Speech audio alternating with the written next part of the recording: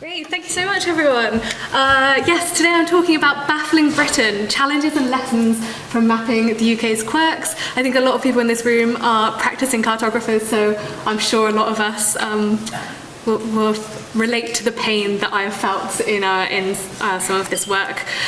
So coming up today, first of all, just the introduction to me, and then I'm going to talk a bit about why I've undertaken this project of mapping Britain's quirks and some of the challenges and lessons learned from this project. So first of all, hi, I'm Helen McKenzie. I'm a GIS analyst, cartographer, jack of all trades in the geo industry. I was thinking earlier on my way here that I think this was the first conference I ever presented at back in 2017. So I'm really excited to be back here today talking all about maps, which is my favourite thing to do in the world. I just want to give a quick plug to my employer CARTO, who has let me come here this afternoon and not talk about them at all, so I felt like I should just give them a quick plug. So CARTO is basically a geospatial analysis platform that works entirely in your data warehouse if you're using things like Google BigQuery, Snowflake, etc. CARTO works fully within those, and it's an end-to-end platform, so you can do things like analyze your data, visualize, geospatial reasoning, which I might talk about a bit later in the panel, develop custom applications. That's my plug done. In my day job for CARTO, I work as a geospatial advocate, so I go out to a lot of events, particularly ones that aren't really with the geo community, and talk about why geospatial is so exciting and so powerful. And I also do most of CARTO's product marketing and content marketing. So my job is really just to get people who aren't maybe hyped on geospatial, which is why I love coming to talk at events like this, because you're already there, so I don't have to bother doing any of that. You're already excited about geo. Outside my day job, I, like Jethro's been saying, over the last sort of 18 months have been working on a bit of homework, which is a new book called Utterly British Maps, an atlas of Britain's quirks and quibbles, and that's what I'm here to talk to you about today. So when I was putting this presentation together, I thought it would be a good place to start of why map Britain's quirks? Why is this a project that we wanted to undertake? And I really was thinking back to sort of the initial first emails, first calls about this book and where it came from. And I was thinking about how at CARTO I work for a very international company. There's about 150 of us, and I think only 3 of us are from the UK. And working at this company and being exposed to all of these people from different countries, I've learned an awful lot about Britain and Britishness, and that's really what's inspired me to create this book. And I was thinking about how lots of other countries kind of celebrate their big things, the things that they've achieved and excel at and are really excited by. And in Britain, we're a bit more, well, I think we love the small stuff in Britain. We love to sort of, we celebrate and cherish the everyday. I found this online on BuzzFeed or something. It was a local news article, I believe from somewhere in the West Country, which I can say because I'm from the West Country, so I can mock. Woman finds hat in tree, big news. You can see a quote here. I could hardly believe my eyes when I saw it up there. I got it down with a stick and put it on the fence. And these are the kind of things that are a news story in Britain, because we love thinking about this. Here's another one. Panic as man burns crumpets. Headline news, that's outside a shop. People are buying newspapers to read about the man who burns crumpets. It's not just news stories. So my husband is a huge fan of this Facebook group. Maybe some of you are members. It's called Rate My Plate. As you can see, it has, I think this is a bit out of date. Currently it has about 1.3 million members. And these are Brits who log on all the time to Facebook and rate people's meals, particularly their meal deals. So, you know, when you go to Boots and you buy a drink and a sandwich and some crisps, 1.3 million people are logging onto Facebook to rate that every day. People love this kind of stuff. And then one of my personal favourites is that there was a book published years ago called Crap Towns, and people were so angry that their towns weren't featured in Crap Towns. A second book, Crap Towns 2, The Nation Decides, is published, and Crap Towns returns, a third book filled with crap towns. In Britain, we love celebrating the everyday, the eccentric, the mundane, sometimes the things that are a bit rubbish. We just love celebrating these things, and I love that as a concept for a book, trying to map those things. In my day jobs in the last sort of 12 years as a GIS analyst, I've mapped some really boring stuff. I think most of the maps I've made have been like, here's a motorway, maybe the motorway will be here now, maybe it'll be here now, and I just really wanted to, if I was going to spend a lot of my personal life for this period, like all my weekends, all my evenings working on this, I wanted to have some fun. I didn't want to map motorways. So that's what we tried to do. And the map that started it all was this map. I emailed my publishers and said we were sort of sending around some sample maps to talk about what we could do with this book. And I was like, let's start here. This is a really fun one, mapping all the bottoms of Britain. Quite a straightforward one, you'd think. It's actually not so straightforward as you would think. So what started as a simple, wouldn't it be funny if we mapped all the places in Britain with the word bottom in them, suddenly became so much more complicated. For example, someone was saying, well, we should only really include proper places on the map. What's a proper place? We decided that would be things that are sort of villages and up, like settlements. But then we were missing some of the best bottoms of Britain. We were missing Happy Bottom, which is a nature reserve down in Hampshire. We were missing things like Watery Bottom and Pet Bottom, and some of the best bottoms. And then someone else was disappointed, well, it didn't really show enough bottoms. We should really be mapping every single bottom in the UK, but there's hundreds of them, and you can't, if you've seen the book, it's about this big, you can't fit hundreds of labels on that. So we sort of went back and forth and back and forth. This is the final bottom map that you're seeing here. But that was kind of just the start of it. That was the first map that we were sending around, and it was a much more, I think this is indicative of how this is a much more complicated project than you would maybe think. So I'd like to spend the rest of my time, such as it is, talking a bit about challenges and lessons learned, in the hope that if you too want to map bottoms of Britain or other similarly important sort of journalistic maps, maybe you can learn a bit from my journey. So first of all, I'm going to start talking about geographic ambiguities and inconsistencies in Britain. Does anyone here work for the Office for National Statistics? You guys do. You're doing God's work, my God. So this is one of my favourite graphics that sort of explains data zones in the UK. I mean, it's basically showing all of the, well, maybe not all, but many of the statistical geographies in the UK, electoral zones, postal zones, health zones. My God, it's complicated. The UK is such a messy jigsaw of counties, parishes, wards, postcodes, different types of local authorities. These are constantly changing over time. You think you've got a handle on it, and then next month Cumbria's been redrawn or something like that. And these are just the sort of official statistical boundaries. Actually, there's loads more than just this. And the data I needed to create this book came in all shapes and sizes, all sorts of different geographies. There was never sort of, you know, when you're creating a map and your dream scenario is, here's my data in a spreadsheet, here's my sort of shape file, my boundaries. I join them together, I put them on a map, and it's beautiful and done. That didn't happen with a single map for this project. This is one of the main reasons, because actually I wasn't mapping one country, I was mapping 4 countries.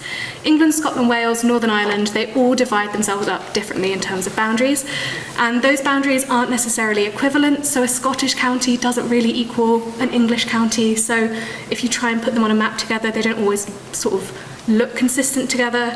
So no single template for mapping worked UK-wide, which was a lot of fun. I want to illustrate this with even the simplest map. So one of the simpler maps in the book would be something like mapping population density. One of the maps is looking at where are the most remote parts in the UK, so where's population density lowest. Even this was very complicated because, first of all, there was a census timing mismatch. So England, Wales and Northern Ireland all had their census, the latest census, in 2021. Scotland did so in 2022. So you immediately have sort of 2 different numbers you're looking at. They're not out by too much, but it is a year, and it has been a strange few years. Also, these countries report this data for different regions. So for England and Wales, this is done at sort of output areas and then upwards, like LSOAs, MSOAs. Scotland have data zones. Northern Ireland have data zones. They're not the same as Scottish data zones. So all of these boundaries are kind of different, and they don't look right together on a map. And this is kind of illustrating that point even further. So if I was going to make the most detailed map of population density across the UK, I would have to use these 3 different types of zones. And you can see this is them by population density, and actually they're kind of different. They're not equivalent of each other. So they don't necessarily mesh well together. So my solution to this problem was just to get a bit of a grip and have a bit of perspective. Remember why I'm making this book. It's for fun. It's not a geography textbook. It's not an academic project that I'm getting graded on. Though I can see my old geography professor Gary is sat in the back here, so maybe I will be, I don't know. But thinking about it, like, do most people in the UK really know what a local authority district is, or an MSOA, or things like that? Do most people care? Does it really impact sort of our lived experience? And can that be reflected on a map? I think 99% of people probably don't care about this. I do appreciate that the 1% of people is probably everyone sitting in this room. But to people like, I don't know, my mum, who is the target audience for this, she wouldn't care if I'd used a data zone here and an output area there. She just wants to be told a good story with a map. And that's what I was trying to do, and that's why I decided to prioritise, is tell a good story, focus a little bit less and care a little bit less about the sort of geographic consistencies and correctness. And that was quite hard to unlearn. I've been working in sort of business to business GIS consulting now for about 12 years, and that's kind of more important there, and it's very hard for me to kind of unlearn those practices. But this kind of illustrates where I sort of ended up going with this.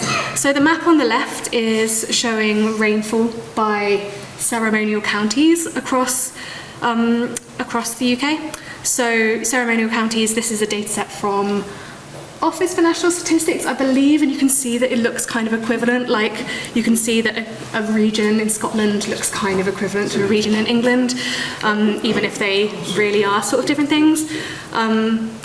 And this felt like a good sort of story for this map, because I feel like someone might want to look at this map and be like, oh yeah, I live in the rainiest county, I live in the rainiest part of the UK, and they can sort of, it's almost like a top trumps, and they can compare it to other people. But other maps needed a different approach. So this map on the right here is showing castle density. And even though there probably are people who would love to say, oh yeah, I live in the county with all the most castles in the UK, I actually thought that this way of doing things in a heat map approach kind of tells a better story, because you can pick out that there's this really dense belt of castles between Glasgow and Edinburgh. You can pick out that there's this belt as well along the sort of English-Welsh border. It's about the story. It's about how is this map going to be most interesting and tell the best story. So moving on a little bit, but kind of related to that point as well, is a point on different data guardians for different countries, but not necessarily just countries. So across the UK, different data is owned by different people. So this example here is thinking back to that example of castles, and I wanted to make the map I just showed you that shows density of castles. To find castle data, I had to go to all of these 4 different bodies and try and find data that had castles on it. Spoilers, none of them really do have data on castles. The kind of approach I started taking with this was to filter data by records that had castle in the name, but then you end up with things like, for example, Nottingham Castle will have Nottingham Castle gates, Nottingham Castle walls, and it's just one castle, it's not really 3. So that approach didn't really work well, but this kind of illustrates that you're sort of having to go to lots of different places and try and find one data set, and they're not always equivalent, and it's really, really tricky. So the way I sort of went with this instead was to think of my project like I wasn't mapping one country, I was mapping 4. It was an international mapping project. So rather than spending time trying to marry up sources from maybe for this source I have England and Wales in this data set, and then Northern Ireland and Scotland, or maybe Scotland's with Wales for some reason, which did happen, just thinking of it internationally. The way I did that was to more use sort of boundaryless global sources, so things like OpenStreetMap, Overture Maps, WorldPop, NASA, these sort of like big global sources, which worked really well because it meant I could sort of think more seamlessly. And something that was also really great here was being able to use crowdsourced data, so things like OpenStreetMap, Overture Maps, absolute godsends working in cartography. I think crowdsourced data is always kind of you have to think quite carefully about whether you should use it in a project because it's not guaranteed to be correct. But actually, generally in the UK, and for the type of data that I needed, which was generally kind of like big pieces of infrastructure like castles and lighthouses, it's actually really, really good data. And it also kind of reflects a more lived experience, where the data is obviously created by the crowd, it's created by many people. So it's more reflective of their experiences than using kind of official sources, because, you know, if you're looking for place names, what is an official place name? Another challenge, I'll speak to this a bit quickly because I'm nearly out of time, I think, was can you map? 3 dreaded words I'm sure many cartographers have heard and just terrified of what the end of the sentence will be. A lot of what we wanted to map doesn't actually exist as spatial data, so actually a lot of this project was kind of digitizing and creating. Some of this was expected, so we wanted to include a lot of opinion data. My publisher was really, really excited about the idea of favourite crisps in different regions. That was like the map he really wanted in. So we created a survey to get some of this data. But there's also some data that I was expecting would exist and these maps would be easy. Things like castles, lighthouses, beaches, museums. They didn't exist as data. If you Google GIS data museums download, it's not there. So some of this was actually a lot more complicated than I was originally expecting. So I thought I'd just share a few bloopers of things that didn't make the book. So one example is queuing times. So how long are people happy to stand and wait in a queue? We found some data on this online, but it was from like 10 years ago. The data zones were like the southeast, Sheffield, Cardiff, the Lake District. Like, how do you compare those? What even are they? And even though this book isn't a geography textbook, we did want to know that the data we're putting in was like validated and reliable. So we left that out. We left out a lot of potential maps that would have involved loads and loads of labels. So the book itself is quite small, and we had a limit of maybe 30 things labelled on a map. So things like famous places from books, which could be like an A0 map, that was gone. Anything sort of that could be quickly outdated or that could be a bit political, that was gone. And other things that were just massive projects had to go. So another idea was St. Swithin's Day accuracy, which is there's a day in the year, I think in July, that is supposed to be if whatever the weather is on that day sort of predicts the weather moving forward. And the publishers wanted to compare regions and see where St. Swithin's Day most accurately predicted the weather. That's basically a whole academic thesis. I don't have time for that to do in 3 hours after work. And then similarly, when we created this survey, which I know some people in the room contributed to, so thank you so much, there were a lot of things that had to go because we were expecting there to be some really fun regional variations, but there actually weren't. So for example, how do you take your tea? Turns out most people in Britain just have milk, no sugar, is what most people take. So that would just be one similarly brown map. So like, as much as I'm a fan of like a terrible map, not so exciting. And then another hopefully final challenge, because I'm nearly out of time, is maintaining interest. So I really wanted this book to be something that every single page you turned, you felt like you were getting something new and you were exploring something different. And I feel like with books that are very focused on like one geographic area, you can kind of get to a point where you're like, yeah, like you're looking at the same map with just slightly different colours every time. So we did that in a few ways. First of all, like I mentioned earlier, prioritising the story rather than like consistency and data zones, and using lots of different ways of communicating and exploring the data. And then secondly, there was an amazing design team working on this, and they helped sort of think of lots of different imaginative spreads to just make it feel like more of a story as we're moving through it. So sensitivities, I'll be really quick, this is the last bit, I promise.